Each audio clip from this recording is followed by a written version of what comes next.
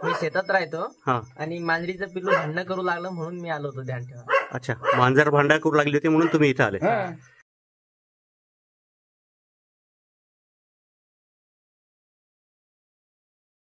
नमस्कार मित्रांनो, परत एकदा स्वागत आहे सर्वांचं आपल्याच यूट्यूब चॅनलमध्ये. आपण आलो आहे मंठा रोडला मापारी यांच्या शेतातील गोठ्यावर.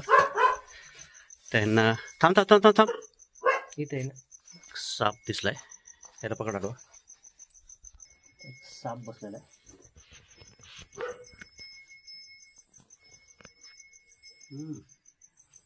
हा आहे मित्रांनो इंडियन रॉक पायथन अजगर साप, जो एक बिनविषारी साप आहे.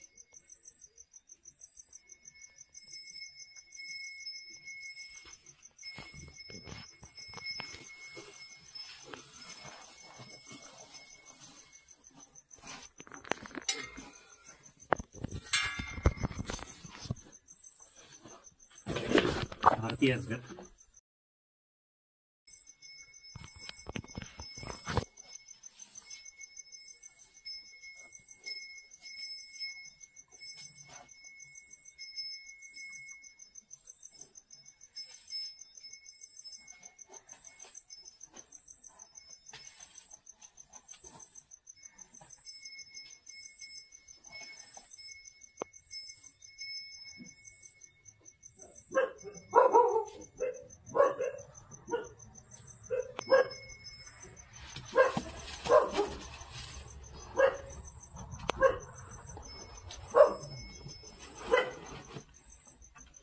झाला सुरक्षित राहतो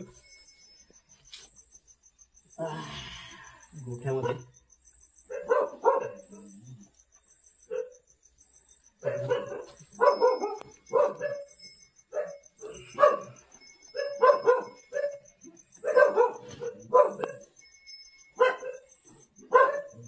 रात्रीचे जवळपास 11:30 वाजले. गोठ्यामध्ये आता विचारू त्यांना नेमका दिसला कसं काय. काय नाव तुमचं? आनंद कैलास मापारी. आनंद मापारी. हा, हे कुटराच्या रूम आहे. कुटराच्या वरती बसलेला होता, खाली पडला होता. वरती होता का आधी? बर. मग वरतून खाली पडा आणि मग तुम्हाला फोन केला. ते दिसला का? म्हणजे तुम्ही आले कसं काय एवढ्या रात्रीमध्ये? मी शेतात राहतो हा. आणि मांजरीचं पिल्लू भांडणं करू लागलं म्हणून मी आलो होतो ध्यान ठेवा. अच्छा, मांजर भांडा करू लागली होती म्हणून तुम्ही इथे आले. ठीक आहे, काळजी घ्या रात्रीच्या वेळेला. आता हे सगळ्यात महत्वाचं म्हणजे पायात बूट आहेत तुमच्या. जे साप समोर असल्यावर तर कधीच चावत नाही, पण चुकून जर त्याच्या अंगावर जर पार पडला तर साप मात्र 100% चावतो. 100%. चला, धन्यवाद. आता शेड्यूल 1चा अॅनिमल आहे, बिनविषारी आहे. काय परुड आहे का? अजगर आहे. अजगर आहे का? चला, धन्यवाद. चालतं. हाय मित्रांनो, काल रात्री 11:30 वाजता कैलास मापारी यांच्या गोठ्यातून पकडलेला भारतीय अजगर. इंग्लिश नाव इंडियन रॉक पायथन. ॲक्च्युली त्यांच्या इथील जे कुटाराचं जी रूम होती त्या रूममध्ये हा अजगर होता आणि अचानक तो त्या कुटारावरनं खाली पडला. त्यावेळेला तिथं त्यांच्या 3 मांजरींचे पिल्लं होते. जे मांजरीचे पिल्लं जोरजोरात ओरडायला लागले. त्यामुळे जे आनंद आहेत, आनंद मापारी, हे काय आहे नेमकं हे बघण्यासाठी त्या रूममध्ये गेल्यानंतर त्यांना हा साप दिसून आला. आता त्यांनी फक्त फोनवर सांगितलं होतं की बराच मोठा साप आहे म्हणून. एक्सपेक्ट केलं नव्हतं अजगर सापडेल म्हणून. वाटलं होतं एखाद्या वेळेला घोणस साप वगैरे असेल, पण तिथे गेल्यानंतर बघितलं तर हा रॉक पायथन निघाला, अजगर साप, जो एक बिनविषारी साप आहे. साधारण एक 3 वर्ष वयाचा हा साप असावा. चॉकलेटी कलरचा, पोटाकडचा भाग जो आहे तो पूर्ण पांढरा असतो आणि अंगावर सोनेरी जाळीदार डिझाईन असते. तोंडावर गुलाबी रंगाची छटा ही ह्या रॉक पायथनची ओळख. आता रॉक पायथनमध्येही 2-3 वेगळे प्रकार आहेत. त्यातला हा इंडियन रॉक पायथन ओळखण्याची जी खूण आहे त्यामध्ये चेहऱ्यावर गुलाबी रंगाची छटा ही त्याची मुख्य ओळख. खाद्यामध्ये म्हणाल तर उंदीर, घुशी हे ह्याचं मुख्य खाद्य. त्यानंतर जसा जसा मोठा होत जाईल तसे तसे त्याचे खाण्याचे प्रकार सुद्धा बदलत जातात. ज्यामध्ये बघतो ससे, वेळ पडली तर हरिण, हरणाची पिल्लं, जर भेटले रान मांजर वगैरे, त्याच्यानंतर रानडुक्कर, असे सगळे जनावरांना हा खायला लागतो जसा जसा मोठा होत जाईल साईजनुसार. युजली जे नॉर्मली अजगर सापडतात ते एक 12 फुटापर्यंत लांबीचे सापडतात, पण कॅप्टिव्हिटीमध्ये म्हणजे झूमध्ये जर तुम्ही बघाल तर ह्याच अजगरांची साईज जी आहे ती 18 ते 20 फुटापर्यंत वाढलेली आपल्याला सापडते.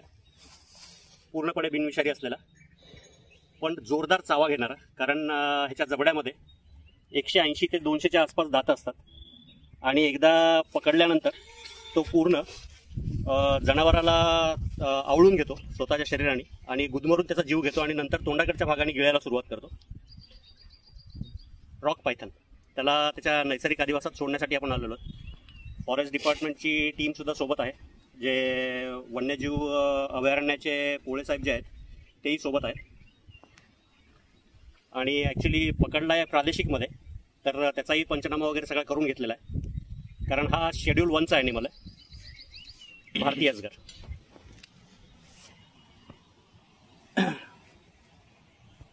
फॉरेस्ट डिपार्टमेंटच्या कर्मचाऱ्यांच्या उपस्थितीत आपण त्याच्या नैसर्गिक अधिवासामध्ये सोडून देतो. पूर्णपणे बिनविषारी असलेला इंडियन रॉक पायथन.